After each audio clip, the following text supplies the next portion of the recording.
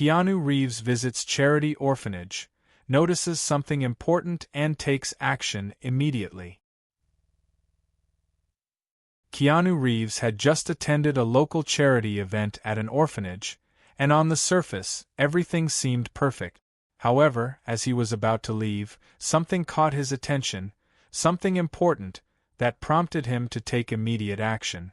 By the time the sun had set over the Hollywood Hills, Keanu was finally on his way home. The day had been a blur of meetings, script readings, and a charity dinner that had run much later than expected. As he fumbled with his keys at the front door, exhaustion weighed heavily on his shoulders. He stepped into the dimly lit foyer and dropped his keys onto the console table with a clatter that echoed in the quiet house. His eyes immediately landed on a stack of mail that had accumulated over the week, a testament to his packed schedule. With a sigh, he picked up the pile and moved toward the kitchen. Reaching for a whiskey bottle, he poured himself a generous glass. The amber liquid caught the soft glow of the room's lighting. He held the glass for a moment, watching the light play across the surface, then took a slow, thoughtful sip. The rich, smoky flavor lingered on his tongue as he turned his attention back to the mail on the table beside him. One by one, he sifted through the envelopes and papers, his movements slow and methodical. Bills formed the bulk of the pile, impersonal and neatly printed, while a few fan letters, decorated with colorful stickers and handwritten notes, offered a splash of humanity in the otherwise routine stack. Pausing occasionally, he set aside promotional flyers and glossy brochures without much thought. The rhythmic motion of sorting through the papers brought an odd sense of calm, a small reprieve from the chaos of his daily life. As the pile of mail dwindled, a plain envelope near the bottom caught his attention. Its modest design stood out, a simple, unadorned piece of paper, no bright logos or flashy cardstock. His curiosity piqued, Keanu set the whiskey glass down and picked up the envelope, turning it over in his hand. Slipping a finger under the flap, he carefully opened it. Inside was an invitation from Haven Hills Children's Home, printed on unassuming stationery. They were hosting a charity event, and Keanu had been invited as a special guest. He felt a pang of guilt as he realized the invitation had been sitting there for several days, unnoticed. He leaned back in his chair, the whiskey glass now forgotten, as he stared at the invitation. Keanu considered his schedule for the next day, set aside the brochure, and made a mental note to contact his manager, Patrick, in the morning. He continued sorting through the remaining mail when another letter stood out. The handwriting was neat but showed signs of hesitation, as if each word had been carefully thought out before being written. Keanu opened the letter and began to read. It was possible that he had simply forgotten. Keanu tried to keep his voice neutral. "I see," he said. "Well, I'm considering it now. Do you think we could rearrange some things to make it work?" "I really don't think it's a good idea," Patrick insisted. "This orphanage is small, tucked away on the edge of Orange County. The event will barely make a blip on the local news, let alone anything significant. Your time would be much better spent focusing on your current commitments." Keanu felt torn. On one hand, Patrick's arguments made sense from a career perspective. On the other, he couldn't shake the feeling that this event might be more important than it appeared on the surface. "I understand your point, Patrick," Keanu said slowly, "but the fact that they reached out through multiple channels, management and mail, shows how much this means to them. Doesn't that count for something?" Patrick's voice softened slightly, recognizing Keanu's genuine concern. "Look, I get it. Your heart's in the right place, but you can't sacrifice your work for every small charity that comes knocking. If you really want to help, we can arrange a private visit to the orphanage another time. Today, we need to stick to the schedule." Keanu felt his resolve wavering. Patrick's logic was sound, and the weight of his professional obligations was undeniable. "All right," he conceded with a sigh. "You're right. We'll stick to the schedule." After ending the call, Keanu lingered for a moment, staring at his phone as though the weight of the conversation hadn't entirely left him. With a deep breath, He set it down and moved to finish getting ready, pulling on his jacket with deliberate slowness. The house was quiet except for the soft rustle of fabric and the faint sound of his steps. He grabbed his keys, hesitated briefly, then headed out the door. The morning air was crisp, carrying the faint hum of the city waking up. Keanu walked with measured steps toward his usual breakfast cafe, the familiar path offering a sense of routine that grounded him.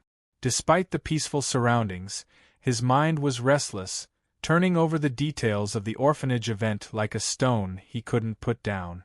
The guilt still lingered, a quiet gnawing feeling at the edges of his thoughts. He told himself he was doing the right thing by planning to attend, even if the invitation had initially been overlooked. It wasn't perfect, but at least he was trying. When he reached the cafe, the warm scent of coffee and fresh pastries greeted him. The small, cozy space bustled with quiet energy, a mix of clinking dishes and conversations. He found his usual seat by the window and settled in, placing his order with the ease of familiarity.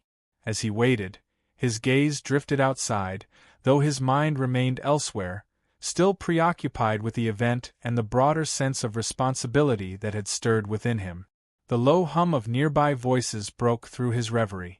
At a table just a few feet away, two women were deep in conversation, their tones a mix of frustration and determination that caught his attention.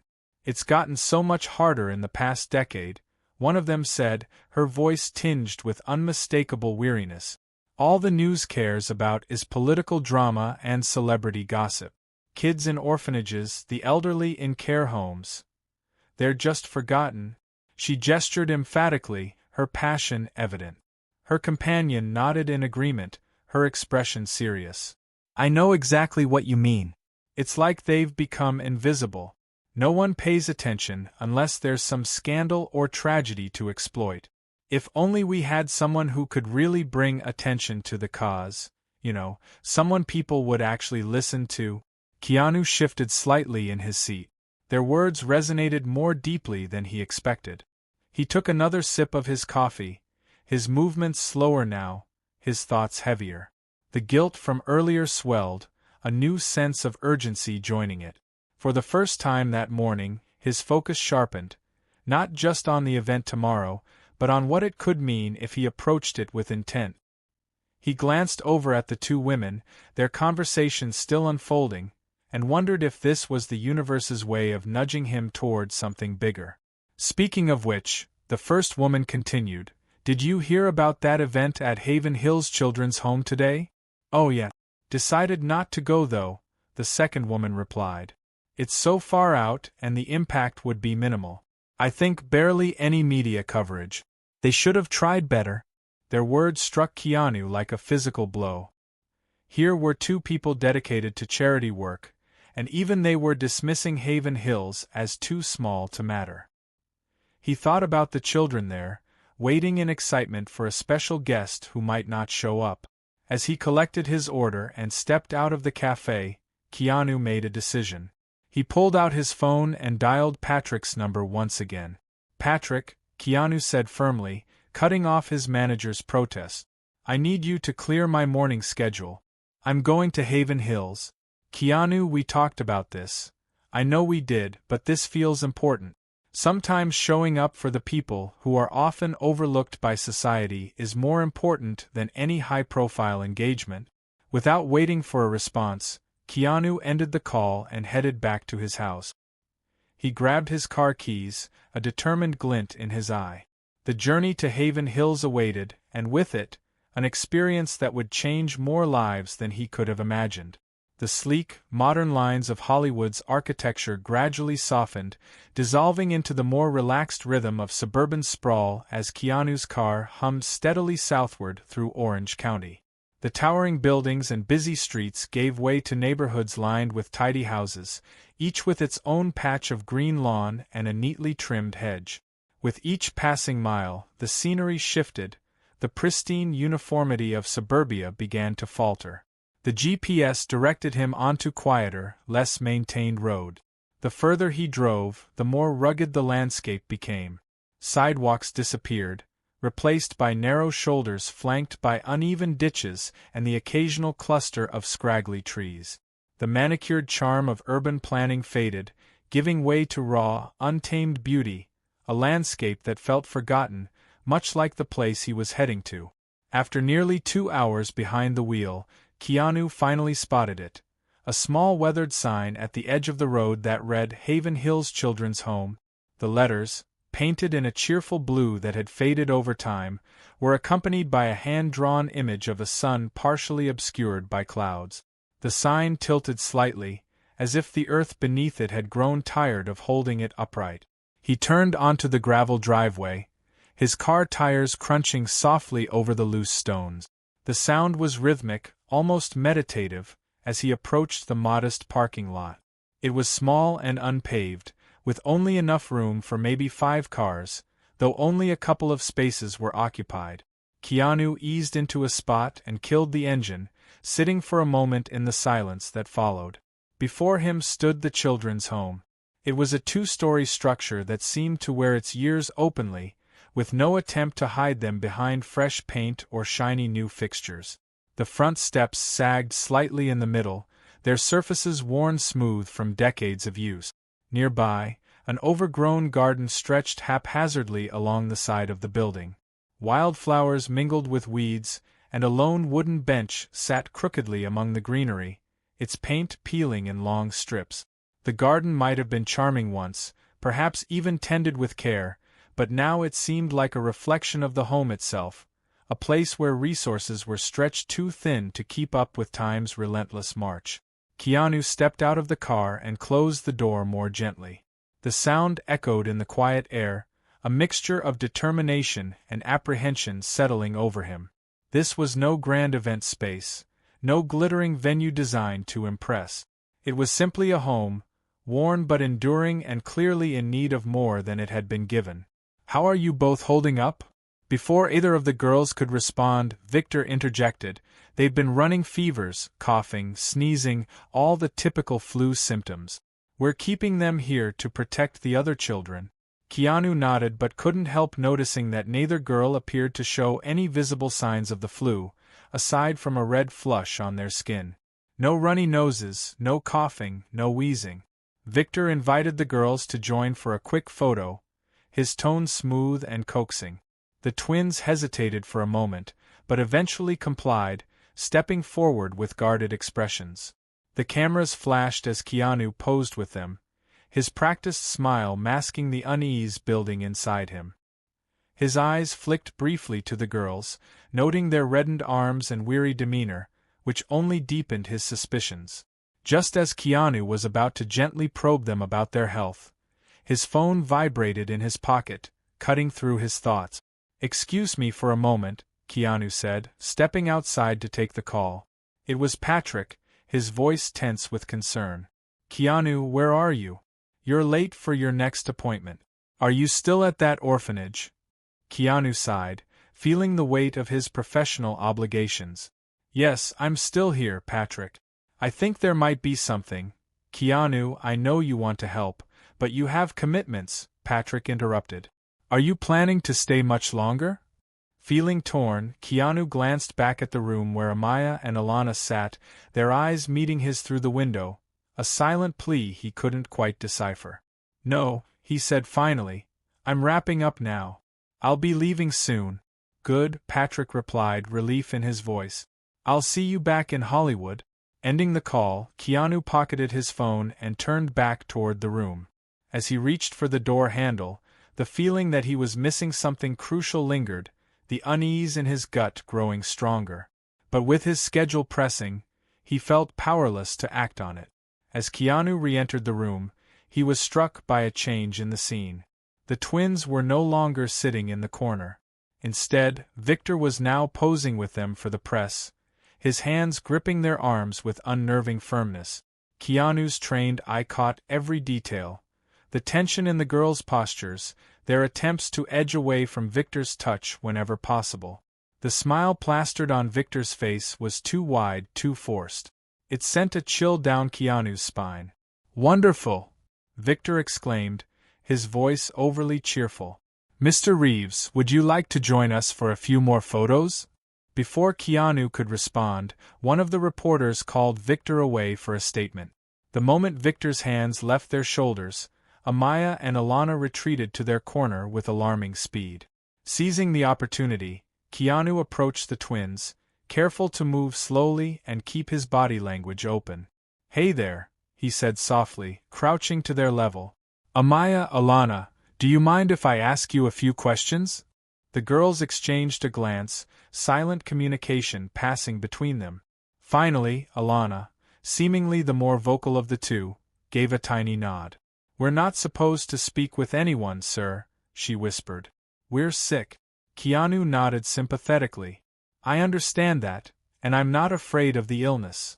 I've made sure Victor knew that." He smiled gently. "How long have you been living here?" 3 years, Alana whispered, her voice barely audible. "Since our parents died." Keanu's heart clenched at the pain in her voice. "I'm so sorry to hear that. And do you like living here? Are you treated well?" The silence that followed was deafening. The twins' eyes filled with a sadness beyond their years, and their silence spoke volumes. "Are you really sick?" Keanu asked, his suspicions growing stronger. Both girls shook their heads, their eyes darting nervously to the door. Before Keanu could probe further, Victor's voice boomed from the doorway. "Well, I think that's enough excitement for our patients, don't you? The press is leaving. Mr. Reeves, would you like to make any final statements?" Keanu stood slowly, his mind racing. "Actually, Victor, I was wondering if we could discuss some improvements for this room. If it's going to be used for quarantine, it should be properly equipped." Victor's smile tightened ever so slightly, almost unnoticeable. Of course," he said smoothly. "I can assure you your donation would go directly toward improving this room. Perhaps we could discuss it outside or at another time." "I'm sure you have a busy schedule to return to?" Keanu nodded thoughtfully. "Yes, that's good to know. I truly believe these children deserve the best care possible, especially when they're unwell. If there's one area that could use attention here, it's this room. And don't get me wrong, I'd be more than happy to contribute as a donor to support your orphanage and its mission." As they spoke, the press gathered their equipment and filed out, leaving Keanu alone with Victor and the twins. The atmosphere shifted palpably, the tension crackling in the air. Keanu stood his ground, his gaze shifting between Victor and the twins, fear in the girls' expressions, silent pleas in their eyes. The inconsistencies in Victor's story tugged at him, signaling something was deeply wrong at Haven Hills. The longer Keanu studied the room, the more he could sense Victor's carefully maintained composure starting to waver. A faint hint of irritation and insecurity crept into Victor's voice as he spoke, his polished professionalism beginning to crack. "Mr. Reeves," Victor said, his tone sharp and steady despite the cracks in his veneer, "while we appreciate your concern, the girls need to rest now, and if you'll follow me, I'll show you out." Keanu nodded and followed Victor out of the room, his steps measured but deliberate. He stole a quick glance toward the door just before Victor locked it. The sound of the bolt sliding into place sent a sharp, final note through the air. Amaya and Alana had returned to their corner, lying on the hard wooden floor, their small bodies curled into fragile shapes. As Keanu excused himself and drove away from Haven Hills, the weight of the encounter lingered. Amidst the chaos of the police investigation, Keanu led the girls outside, staying with them as a steady source of comfort. He observed the social workers gently coaxing the other children, piecing together the heartbreaking details of the abuse at Haven Hills. The full weight of what he had uncovered settled heavily on him. He knew that trusting his instincts to return had likely spared these children from years of further suffering. As he watched the scene unfold, Keanu silently vowed to see it through, to ensure Amaya, Alana, and all the children of Haven Hills would finally receive the safety and care they deserve. The front lawn of the orphanage was a flurry of activity, police cars flashing red and blue lights as officers and social workers moved about with purpose. Conversations and the crackle of police radios filled the air, while a gust of cool wind swept across the property. Keanu led the girls to a quieter spot by a large oak tree, away from the immediate chaos. The afternoon air was crisp, rustling the overgrown grass and shaking the branches of nearby trees. It was a sharp contrast to the stifling atmosphere inside Haven Hills. Kneeling beside them, Keanu's calm presence was reassuring as he joined Lorraine, the social worker, who was carefully gathering the children. His voice was soft and filled with warmth. "You're safe now," he said gently. "Can you tell me what happened? Why were you so scared of the boiling water?" Alana, the more vocal twin, looked at him with tear-filled eyes, her voice barely a whisper as she spoke. "Victor, he'd use the hot water to punish us. He'd make us stand close to the steam. It hurts so much." Amaya nodded silently, her grip on Alana's hand tightening. Keanu felt a rush of anger and sadness wash over him at their revelation. Before he could respond, a commotion near the front of the building caught their attention. Victor's voice cut through the air, loud and desperate. "You can't do this. This is my property. I have rights." Keanu, Lorraine, and the twins watched as two officers forcibly led Victor toward a waiting police car. His face was twisted in rage, all pretense of civility gone. As they neared the vehicle, Victor locked eyes with Keanu and the girls. "This is your fault, Reeves," he shouted, struggling against the officer's grip. "You've ruined everything. I'll sue you for everything you've got." Amaya and Alana shrank back, pressing closer to Keanu. He placed a protective arm around them, his voice steady as he addressed Victor. "No, Victor. You did this to yourself. These children deserved better, and now they'll get it."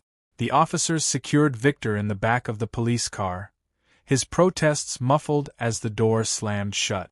As the car pulled away, its tires crunching on the gravel driveway, Keanu felt the twins relax slightly. Turning back to Amaya and Alana, he spoke softly, "It's over now. He can't hurt you anymore." Alana looked up at him, her voice trembling. "What's going to happen to us?" "We're arranging emergency foster care for all the children," Lorraine explained gently. "You'll be safe, I promise." The wind whipped around them as Lorraine crouched down next to the twins.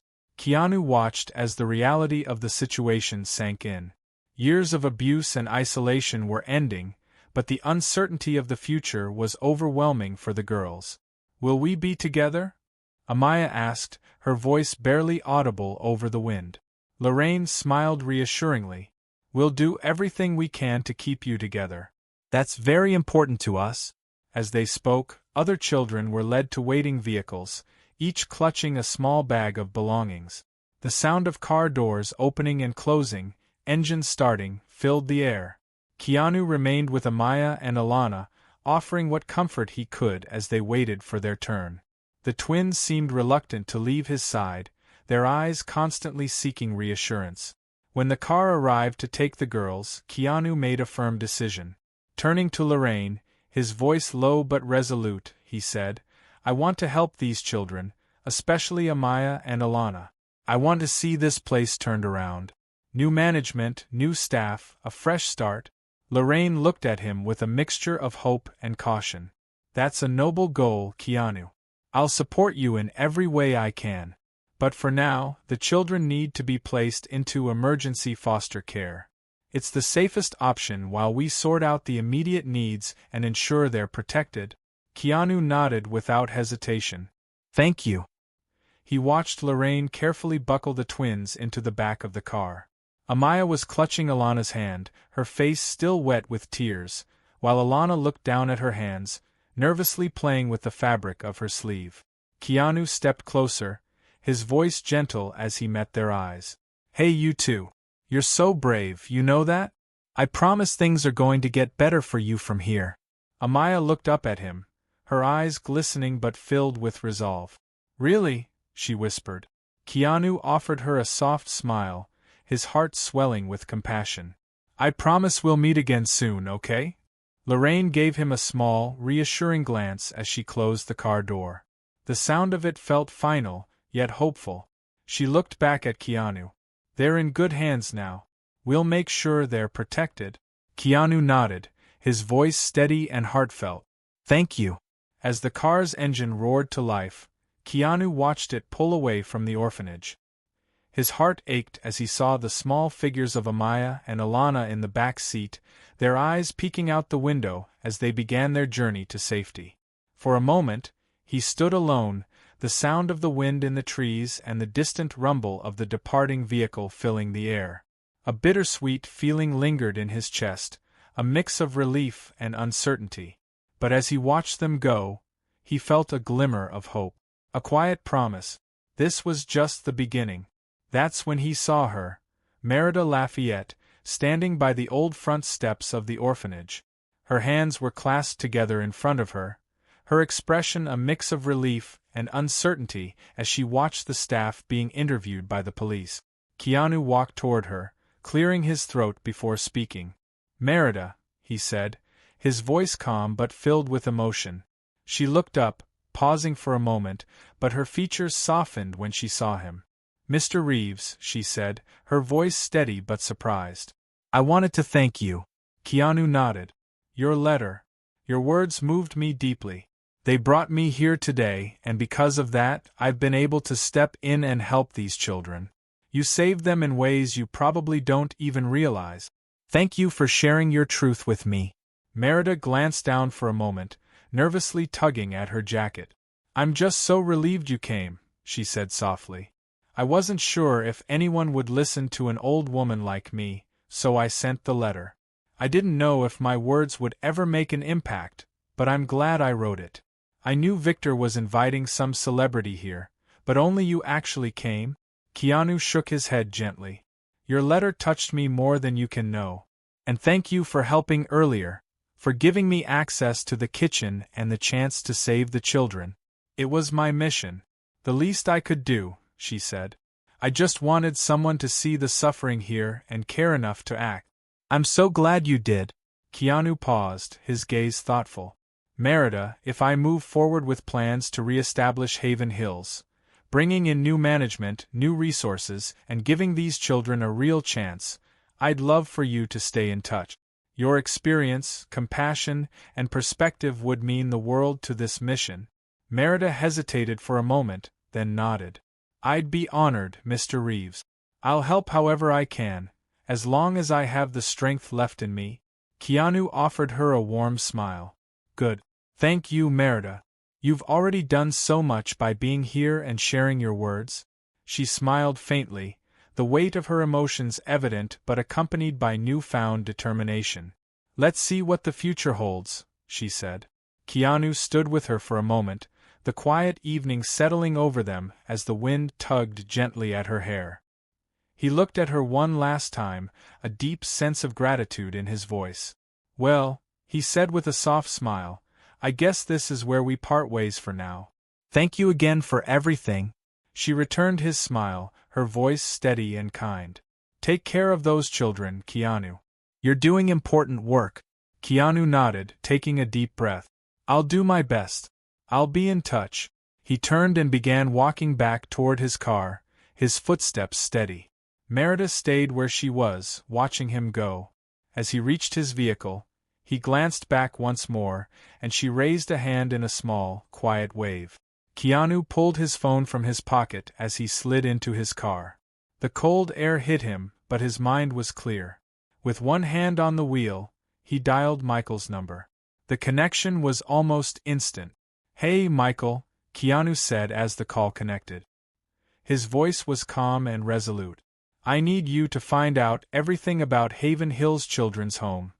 The property, its acquisition, and anything related to its ownership. There's something important I need to discuss.